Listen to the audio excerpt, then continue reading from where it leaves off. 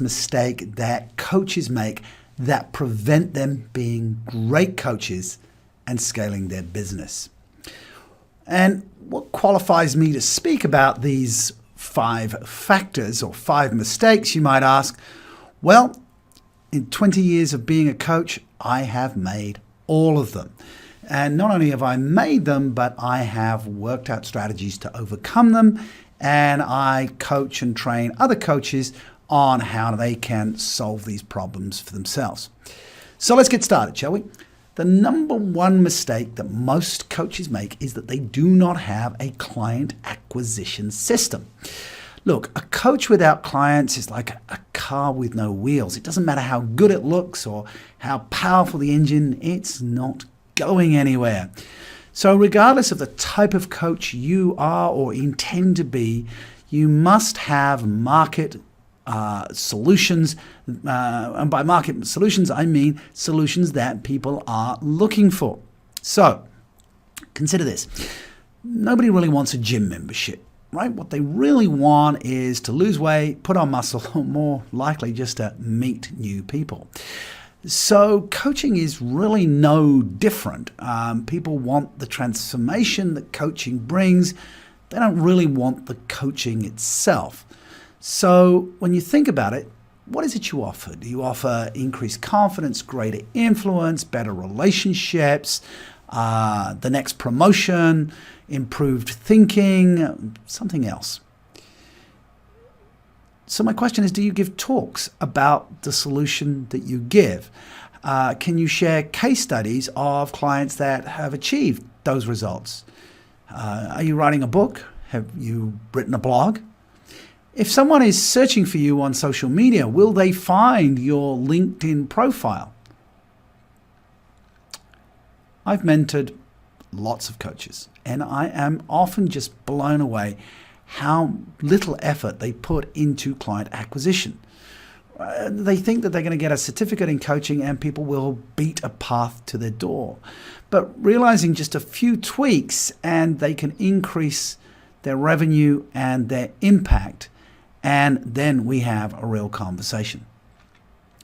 Now, the second mistake is producing suboptimal client results. Now, the greatest client acquisition system, of course, is raving reviews from satisfied clients. And the best way to get those reviews is to deliver the results that people want, and sometimes over and above what they even believed was possible. Now, there are many coaching schools, methodologies, and each, of course, has their merit. But in my experience, there are 3 things that are really going to make the difference in terms of your coaching results. And number 1 is that the coach facilitates increased self-awareness for the client. Number 2, the coach invites the client to take ownership of the situation and the transformation that they want. And 3, the coach holds the client accountable to engage in the behaviors that will result in them achieving the objectives that they desire. Now, this is a self-leadership approach, and it has allowed me to co-create extraordinary results for my clients. For example, Maria comes to mind, probably not her real name. Maria came to me lacking self-confidence and racked with self-criticism because she'd been passed over for promotion after promotion. But in just one session, we got to the heart of her self-defeating pattern, and within 6 months, she'd landed not only a new job, but had been invited into the senior leadership circle of that new company. This leads us to the third mistake that most coaches commit, and that is a lack of executive presence. Now, executive presence is the ability to project confidence, gravitas, and poise under pressure. And we're often asked to actually create executive presence for our clients. But here's the point. If you can't model executive presence, how can you coach it? right? So as a leadership coach, I'm often sitting down with CEOs or managing directors of major organizations. I mean, these people make decisions worth millions of dollars, multi-millions of dollars, and are responsible or influence thousands of people. Now, they are under massive pressure, and they have to understand that you understand the pressure they are under and that you can handle that pressure. Now, executive presence is not a gift. It's not an inherent talent. It's something that can be learned and it can be developed. In fact, I've seen the most introvert and humble individual massively transform once they learn how to step into their vessel of confidence.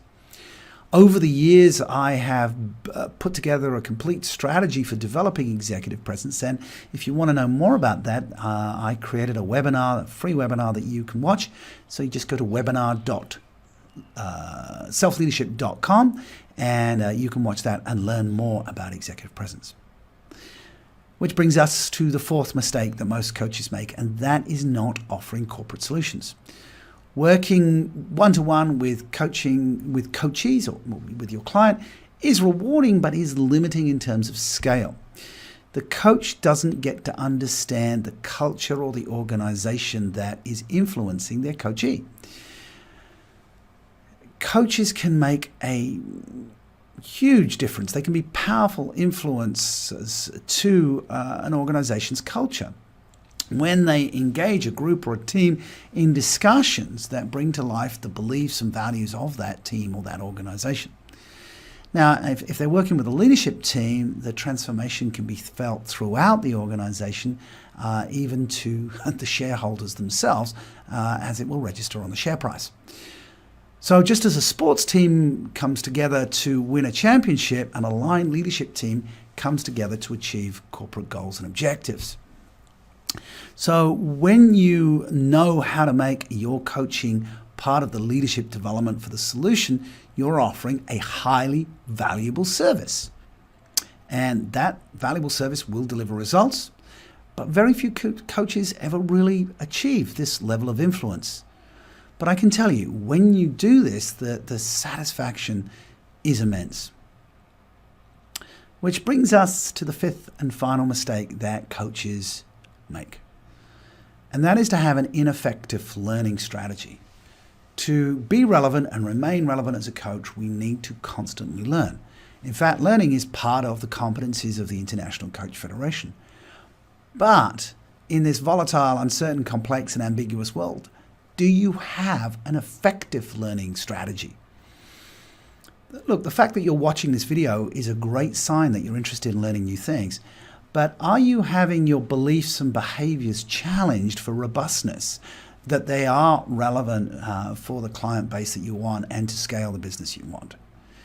And it's for this reason that I created the Self-Leadership Coaching Inner Circle, an exclusive learning community where some of the world's best coaches are coming together to support and challenge each other to learn to step their business up to the next level.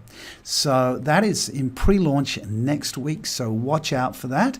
If you came to this video through the Self-Leadership Inner Circle, you will receive an email. If you're watching this on LinkedIn, watch out for my posts next week, and I will be letting you know about that. In the meantime, this is the first video in a series of videos that I've created for the Self-Leadership Coaching Mastermind. And I have interviewed 4 world-class thought leadership coaches, starting with Dr. Marsha Reynolds, founder of one of the founding presidents of the International Coach Federation, with Prasad, a former coach at Google APAC, with Dr. Dorothy Simonovich, who is an amazing thought leader in the area of Gestalt coaching, and Eddie Turner, who talks to us about accelerating leadership through coaching. So those videos are free and accessible to you, and I know you're going to enjoy them and get huge response. So this is Andrew Bryant, Self-Leadership Coach, and wishing you learning, development, and achieving the objectives that you want and becoming the person that you were meant to be.